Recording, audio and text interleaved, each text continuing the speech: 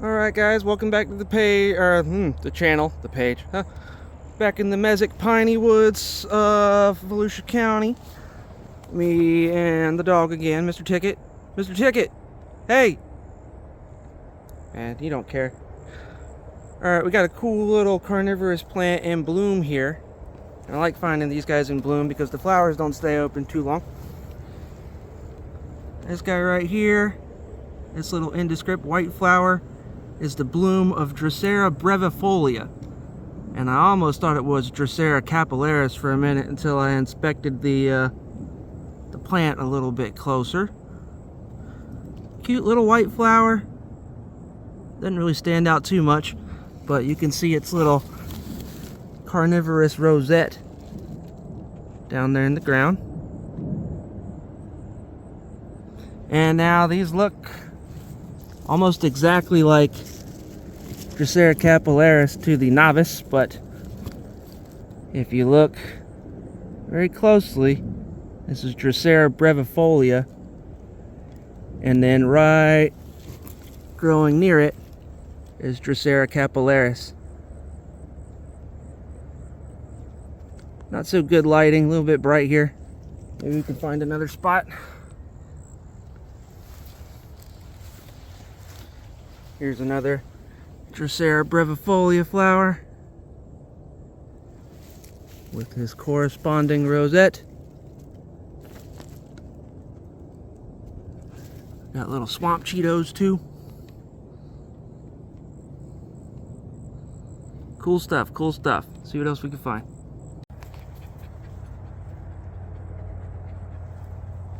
Alright, we got more little sundew flowers. More Drosera brevifolia blooms. Really cute little guys. And I usually find Drosera brevifolia in slightly drier locations than its cousin capillaris. And I mean, they look so very similar. Like, here you have Drosera brevifolia. The main way I tell them apart is those little sticky glands creep onto the petiole, where in Drosera capillaris there is no sticky glands on the petiole. Let's see if I can find a better example. Oh, the sun just came out and blinded everything, so I'm gonna go to a better spot. Here we got some more sundew action from Drosera capillaris. Nice and dewy, super dewy. Now you see these guys are different than the brevifolia that I was just showing you because they have no trapping trichomes on the petiole. And as brevifolia was in bloom, these guys are just about to bloom. You can see their little bloom spike standing up. By far the most common carnivorous plant you'll see in Central Florida, but I never get tired of seeing them. Oh god, you hear the motorcycles? There's this stupid thing going on right now in Daytona called Bike Week. I hate it. I'd rather be out here looking at plants and not hearing the Harleys in the background. But, you know, such is Florida.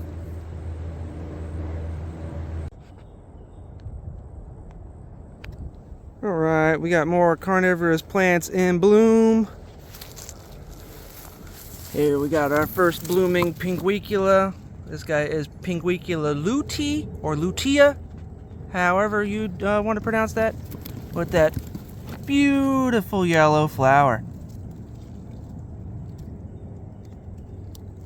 And that sticky rosette with another flower coming up.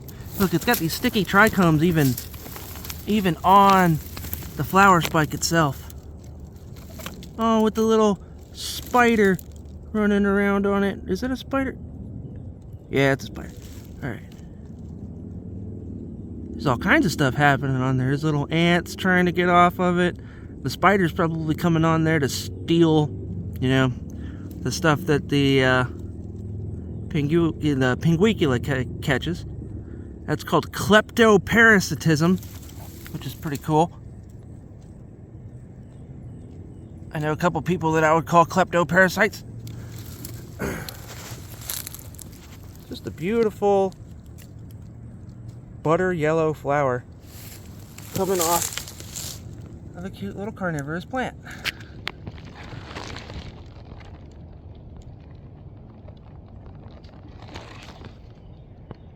Again, Pinguicula lutea. Lutea, whatever. And here we got a species of native blueberry blooming, vaccinium. Those beautiful little pink flowers. Now, the native vaccinium are really important for all different kinds of native bees that only get their food from these flowers. Super cute though.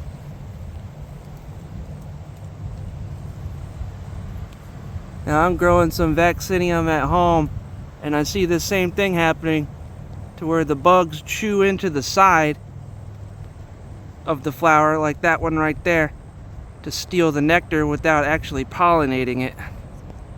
Which is, I guess that's cool for the bee, but doesn't really do anything beneficial for the flower. And more Pinguicula.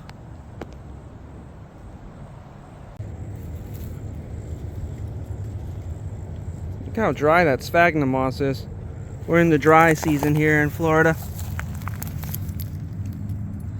Now, we had Drosera brevifolia in bloom earlier. Now we've got Drosera capillaris in bloom. Flower almost looks the same. Just the flower spike on capillaris is way taller, because the rosette is all the way down there. Very cool. That tall flower spike coming off of that little plant.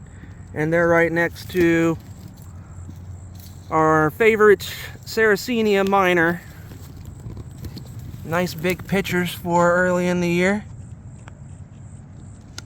Looks like an already pollinated flower. Yeah, never get tired of old Sarracenia minor. Maybe because I can find them like 15 minutes away from my house.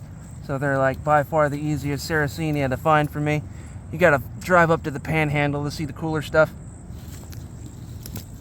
But yep, good old Sarracenia minor. Some nice windows on the back.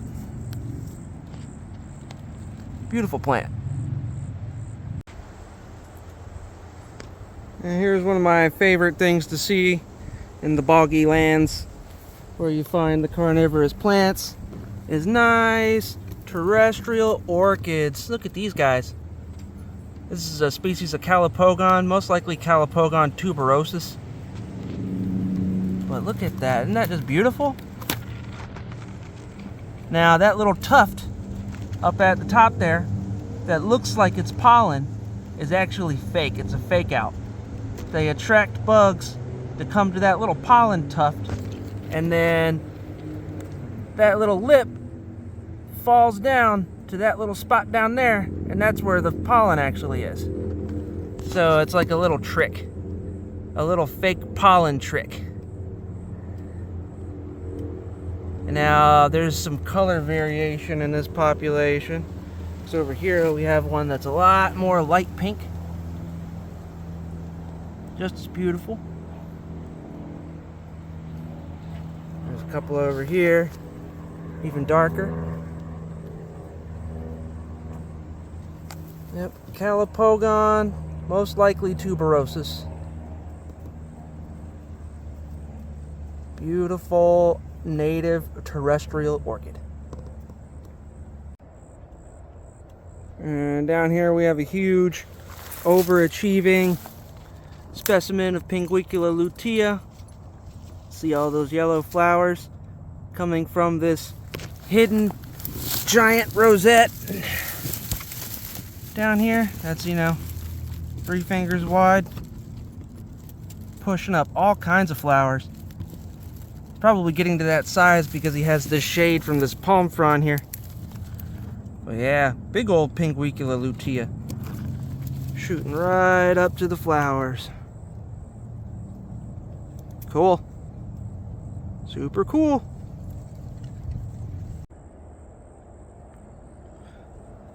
We're in one of my favorite local locations to see Sarracenia minor. Since this area is seasonally flooded, it knocks down a lot of the competing vegetation and you get big old clumps like that. He's hugging the tree. And it's very, very dry here. Showing you how dry the species can take it. Like, if I were to drop a match, this whole fucking forest would go up. But, yep, Sarracenia minor. There again, this is the furthest reaching Sarracenia that goes into the south. You can find these all the way down near Lake Okeechobee. And it's the only Sarracenia that goes down that far into Florida. And we got all kinds of cool stuff in this location, like a dog. And over here, you can see all these little red dots all over the ground. That's all Drosera capillaris, and they are everywhere around here. It's like little red patches of moss. You got your Sarracenia minor, and now among all of them, you also have the bloom of another carnivorous plant. These little tiny yellow flowers. These are the blooms of Utricularia subulata. And he has little tiny bladder traps that are underneath the ground there. And he catches little things like nematodes and little water fleas and stuff like that. It's just too cool though, how all these carnivorous plants share the same habitat. You got Utricularia growing with the Pinguicula, growing with the Drosera, growing with the... all of them, yeah, all that stuff, all together. It's getting hot out here, it's roasting my brain.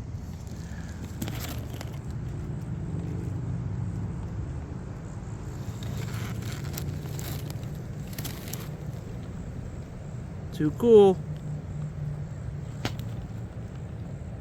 I don't think Florida gets enough recognition for its carnivorous plant diversity.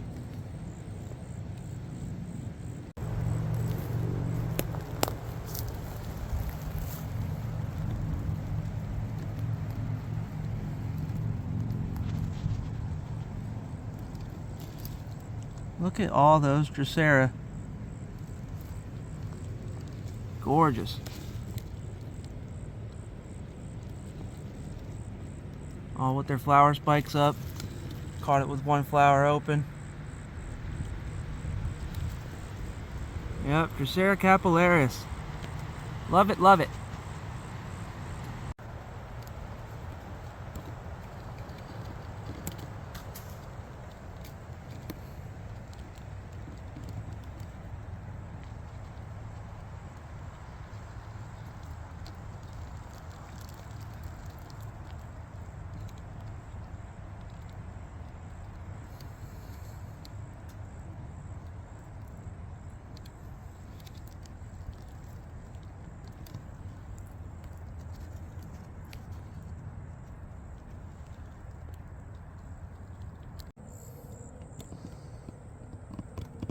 You got them all again. Utricularia subulata. And just mounds of capillaris. Look at that. There's a no-go zone for the bugs. And all those flower spikes are going to drop thousands of seeds. There's the little seed pods getting ready to swell up and drop.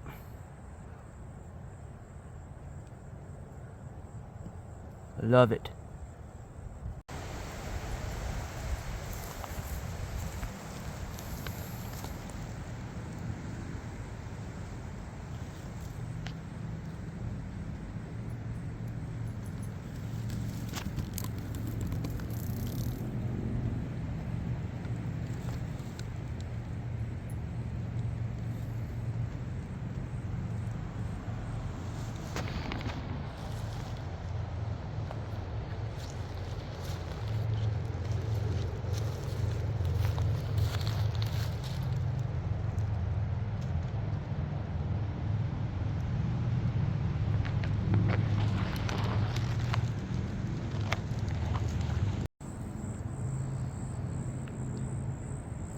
Over here we got my favorite local Pinguicula species.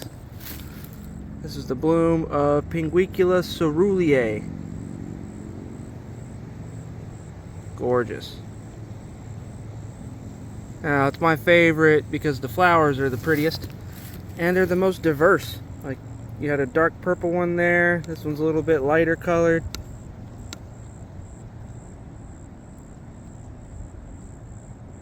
A bit washed out by the sun.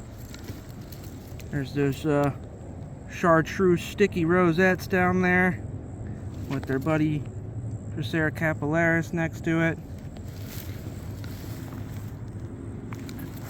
And a dog. Alright, we got dog again. And more beautiful Pinguicula ceruleae. Just look at that flower. Absolutely incredible. And now that little fluffy tuft that you would think has the pollen on it is yet again just a trick, kind of like that orchid we saw. The pollen is actually much deeper down in that flower. So yet again, tricking their pollinator. There's that sticky rosette down in the pine needles. And I just think that's so cool how their flowers are so far away from the trapping mechanism so they don't kill their pollinator. There's another one. Pinguicula ceruleae. Love it. Alright, our last spot of the day where rednecks seem to come and like to dump old tires is a good place to see 4 different kinds of Utricularia blooming. Now, I'm not really even familiar with this kind. I know a couple of them, but I don't know that one. I'll try to key it out. But for right now, that's Utricularia SP with a question mark. Beautiful plants though. And I just love that little patch they're growing out of. And they love these muddy tire track ecosystems where the land is nice and disturbed so nothing else grows over top of them. Got a lot of raccoon prints.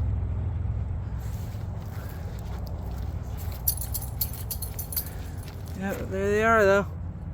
There's Utricularia in the area, along with the long petioled form of Drosera capillaris. Cool stuff, cool stuff. Alright, now we got knocked down the one species of Utricularia. Now we got 2 species of Utricularia. Subulata here again. Now right next to him is growing the 3rd species of Utricularia we got around here. Now that is Utricularia cornuta, the horned bladderwort. Stands up a lot taller and the flower looks completely different from Subulata. But yet again, trapping organisms down there in the ground. Fucking Harleys, dude. I swear to God, I hate Bike Week.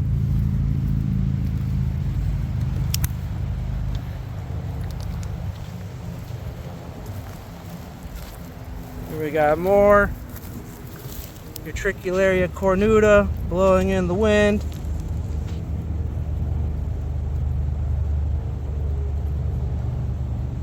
Beautiful.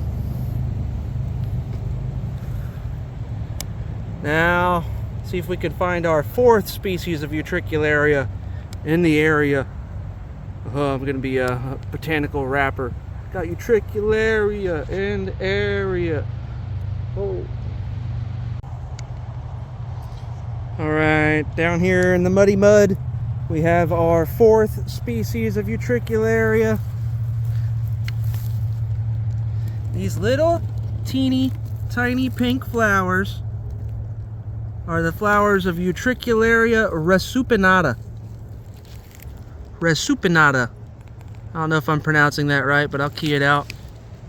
Adorable little flowers, though. One of the two purple blooming varieties of Utricularia here in Florida. And yeah, there's quite a bunch of them. All those little pink dots. That's all them. Such a tiny little flower, though. Utricularia resupinata. One of my favorites because they're one of the rarer ones I can find around here. I've only ever found 2 or 3 locations with these guys. So I guess it's fair to say they're a little bit more rare than some of the other species. Cool flower that looks like some kind of little orchid or a little pea.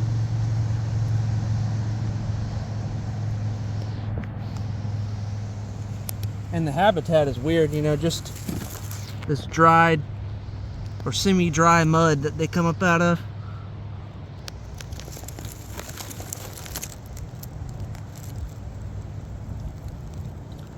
All right, I think I'm about done for the day. Tired of kneeling in the mud, hot.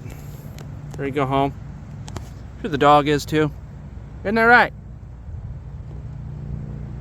All right, signing off. Yeah, see you guys later. It's getting summertime or springtime now, so I'm gonna make a lot more videos and stop being such a lazy fuck. Later. All right, I lied. On the way home, I was doing what I call NASCAR botany, which is when you're going by at 65 miles an hour and you see something cool and you go to a screeching halt and pull over on the side of the road, almost causing a multiple pile up, all for a native milkweed. Yes, indeed. Look at that bad bitch. Now that's Asclepias humistrata, the sandhill milkweed. One of my favorite native milkweeds. Because look at those leaves. I mean, damn. Damn! And unfortunately, due to habitat destruction and fire suppression, one of the best places to see this native milkweed is on the side of highways like this. Now, this is the mow line right there. But in a couple of months or a couple of weeks, these idiots are gonna come through and mow this shit. And, oh look, we got a pollinator, a common buckeye. But yeah, they're gonna come through and they're gonna mow this. And even though this is out of the mow line, some idiot is gonna step up here and weed whack it. Now what I might do is come through and stick a little some flags around it maybe. But I'm pretty sure by the time I come and do that, they'll come through and have fucking mowed it already because they're stupid. Now yeah, that buckeye is just getting it. Another thing I saw on here is right here. You can see the eggs of what's most likely a monarch butterfly.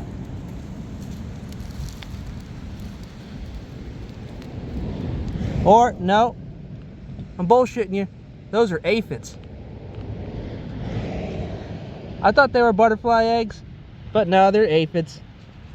And see, all this bullshit and all this talking didn't scare away this common buckeye. Oh, the wind did though. But yeah, Asclepias humistrata, sandhill milkweed, right there on the side of the road. All right, now I'm done.